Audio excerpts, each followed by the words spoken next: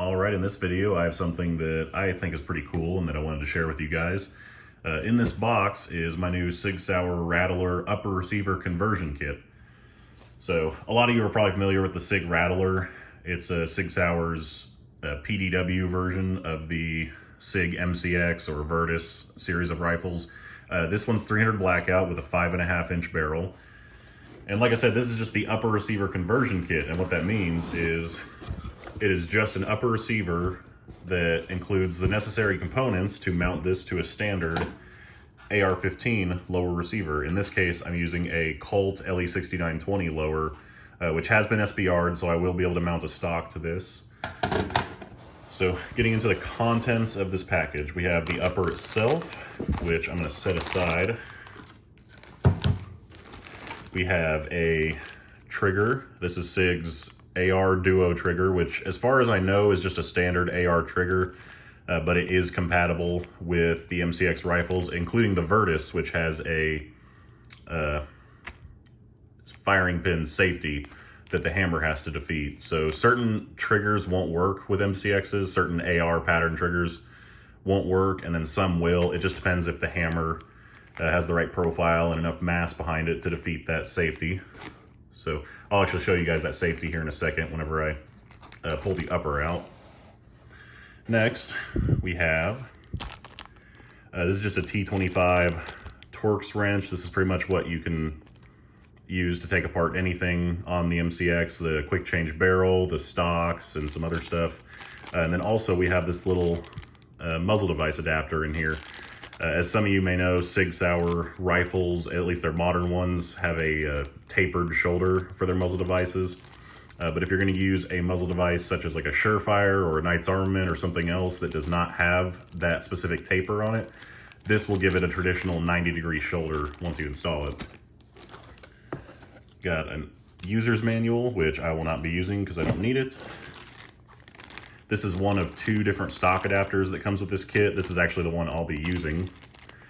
This one allows you to mount any Sig Sauer or any other manufacturer's stock that attaches to a 1913 rail on the back of the receiver. So it's basically just going to replace the buffer tube on this AR lower, since the buffer tube is no longer needed for an MCX. And then in the case that you want to run a buffer tube with your favorite, collapsing stock, it does come with a different adapter for that. So that's pretty cool. And then finally, we have a Picatinny mounted QD sling socket, which I wasn't actually aware that these come with the rifle or the conversion kit, but that's nice that they include it. I'll probably end up using it. So anyway, let's push all that aside and get to the upper.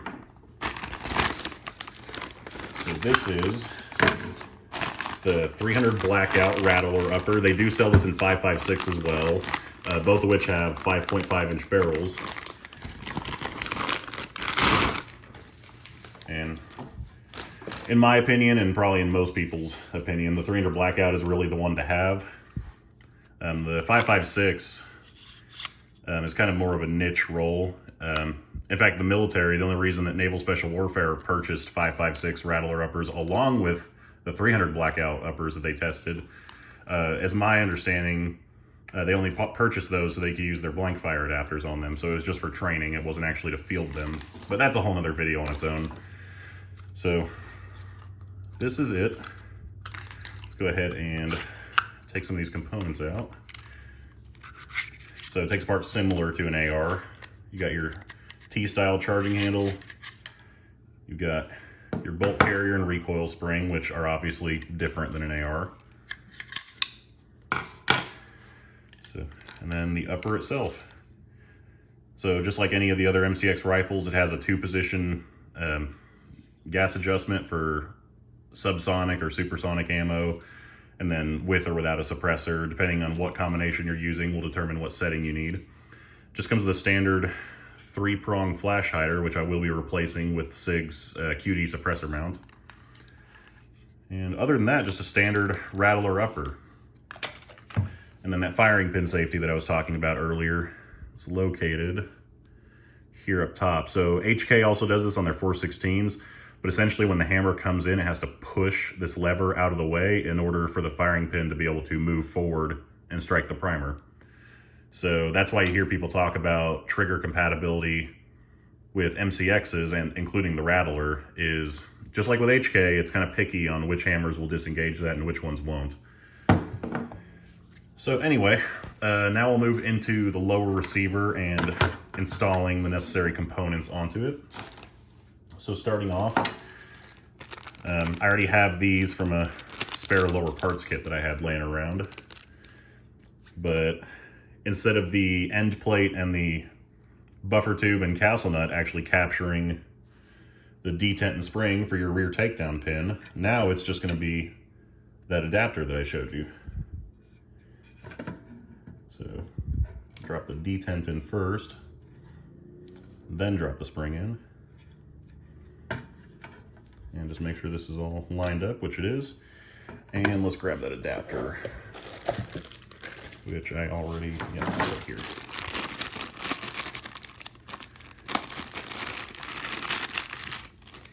So this adapter is 3 separate pieces, which I will have to take it apart in order to install it, which actually I'm going to use the T25 that this came with.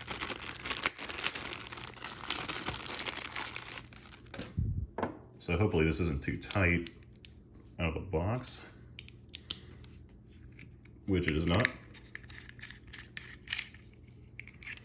So this is 3 separate pieces: your end plate, your threaded piece that goes where your buffer tube would normally screw into, and then this rubber buffer with the screw, which will go in last.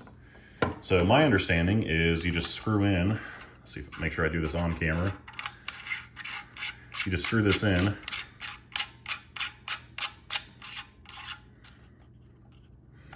and then it looks like it has wrench flats on here, so I'm just going to snug this down. I'm not going to over tighten it or anything. So just snug that down. And now this should slide on, and making sure not to crush that spring for the rear takedown pin. Cool.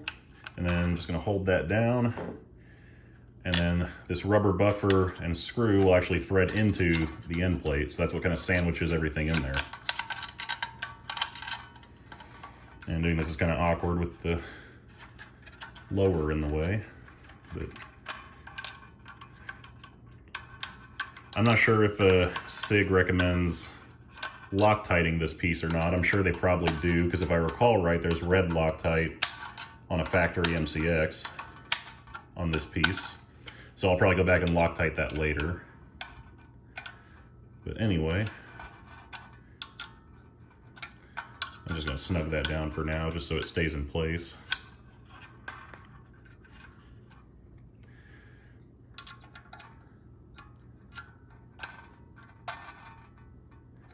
Okay, and there's our installed stock adapter.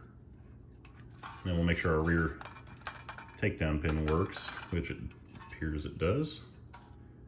Get the channels lined up, it captures it. Awesome. So next we'll install my stock, which I'm going with Sig's collapsing and telescoping stock. So the same T25 can be used to loosen that screw and install this.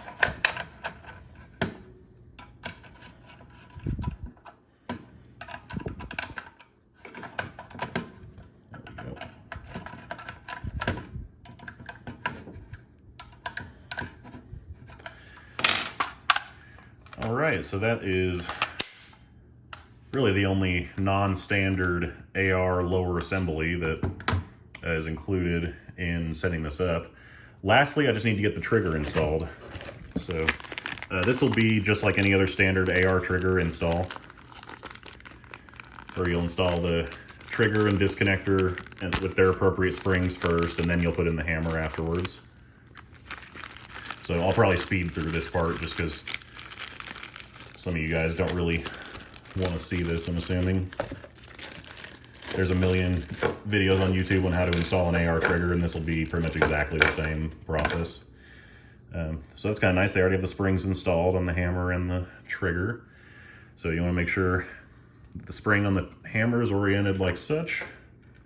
And there is a slave pin. Make sure I'm doing this on camera. There is a slave pin with the hammer and disconnector, so that's going to make our job much easier here. So let's get this installed. All right, and there's our trigger and our hammer fully installed. One thing I forgot to mention is the trigger and hammer pins are different. There are 2 channels cut into the trigger pin, and that's for the 2 spring legs of the hammer spring to lay over. And then the one that goes on the hammer, there's only 1 channel in the middle of the pin. So make sure you install those correctly or else they're not going to be retained properly. So let's go ahead and function test this really quick. So when you cock the hammer, it stays back. And then without letting it just slam forward into the receiver, hammer drops, resets, and then on safe, won't drop. And then when the hammer's down, you can't put it on safe. So that is all good to go. So all that's left to do is to pair the upper and the lower and then throw my accessories on. So we'll go ahead and take all this crap off of the upper. Take off that clear bore indicator. So just like on an AR, you're going to start with the charging handle.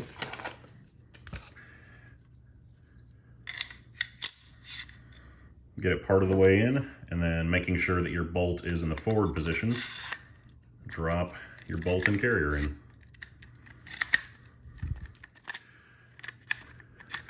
Make sure that your charging handle is far enough back that it ends up in the right channel. There we go.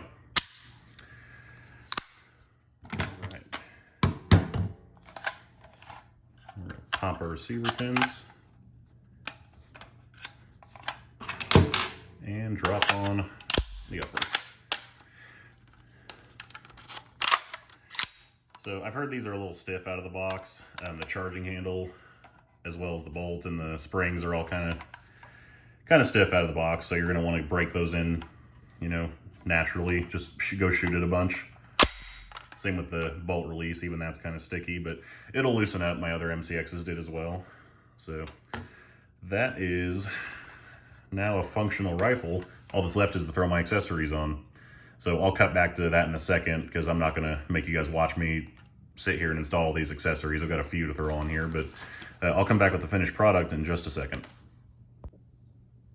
All right, and there you have it. This is the completed Sig Rattler upper receiver conversion kit mounted to a Colt LE6920 lower. So briefly, I'll just go over, you know, what I installed since I cut away. Starting up front, got Sig's QD 3-prong flash hider for their QD suppressor, which I do have pending. It'll probably be a few more months until I get that out of NFA jail, but I do have that coming. Got a Unity Tactical vertical foregrip direct mounted to M-Lock. Got a Surefire M300 Pro with their swiveling M-Lock mount. Got an Aimpoint T2 with a LaRue LT751 mount. And like I said before, this is the Sig Sauer telescoping / folding stock. And what's cool about this setup, as I have it configured, when you fold the stock, it only adds about the same width to the gun as the flashlight. So in a backpack gun, folding the stock over doesn't really add any width to the overall profile of the gun that the flashlight doesn't already add. So that's pretty cool. This is probably going to replace my APC-9 as a backpack gun.